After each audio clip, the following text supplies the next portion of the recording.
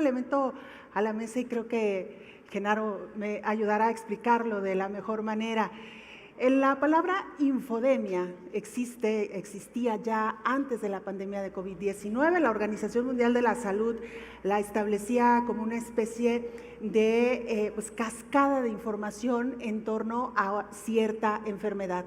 Se volvió común y creo que la mayoría de nosotros la aprendimos a convivir con ella con la llegada de la pandemia de COVID-19. ¿Por qué es importante entender el concepto, Genaro, y cómo influyó en esta pandemia de COVID-19? Pues muchas gracias, Belén. El término de infodemia ya estaba entre los especialistas, sobre todo de la Organización Mundial de la Salud. No era un término común entre los que somos comunicadores o periodistas y se vuelve, para mí, en el sentido de comunicador y responsable además del sistema de medios públicos del Estado mexicano, se vuelve una responsabilidad cuando nosotros empezamos a observar en México. Te voy a poner el ejemplo de dos casos. En mayo del 2020, en el momento más álgido de la pandemia, empezamos a observar fenómenos muy preocupantes. Pobladores de municipios del Estado de México o de otras entidades empezaban a atacar a la gente del personal de la Secretaría de Salud que había acudido a sanitizar las instalaciones públicas, el pueblo en general. Y la gente empezaba a decir, es que nos están inoculando el virus.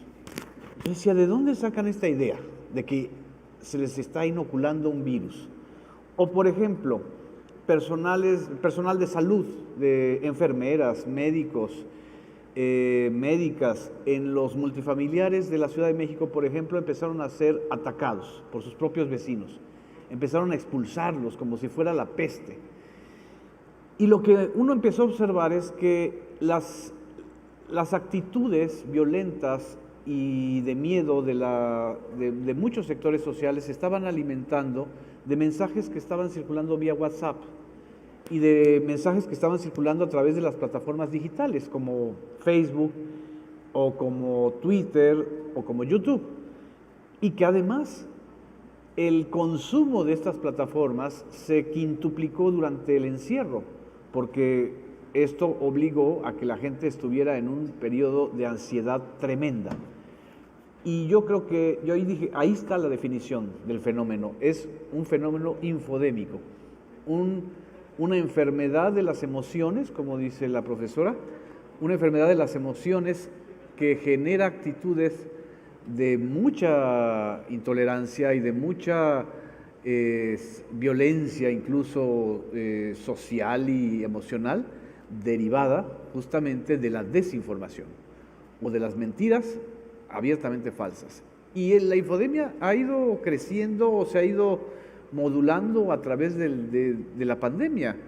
La infodemia en torno a las vacunas ha sido increíble, al grado tal que celebridades como Miguel Bosé o celebridades o gente con mucha influencia ante millones de personas dicen barbaridades como que las vacunas, en lugar de protegernos, lo que generan es un mayor riesgo de la pandemia.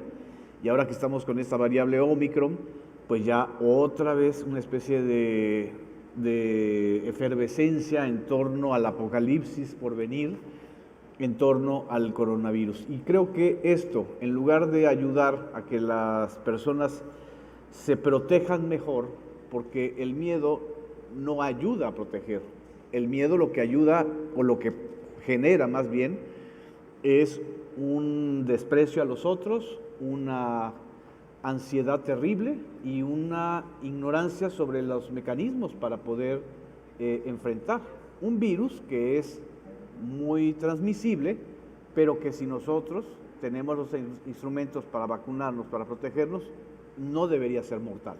Claro. Ahí está. Gracias, Genaro, por esta primera reflexión. Tenemos entonces dos elementos claros que existían antes de la pandemia. Uno,